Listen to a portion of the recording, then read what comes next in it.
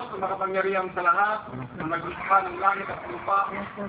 Hinahandog po sa iyo si John Ruben, Panginoon sa iyo. Pagpalain mo ang kanyang buhay.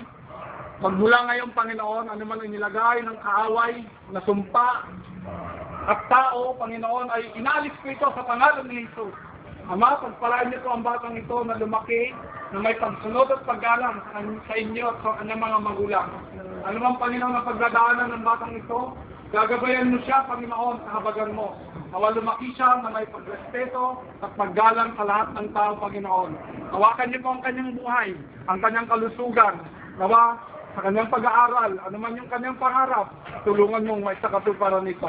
Maraming salamat, dakilang Diyos. Gamitin niyo ang batang ito sa iyong ikalwalhatian. Ito po aking samot dalangin sa ngalan ng Ama, ng Anak, ng Espiritu Santo. Amen. Yan.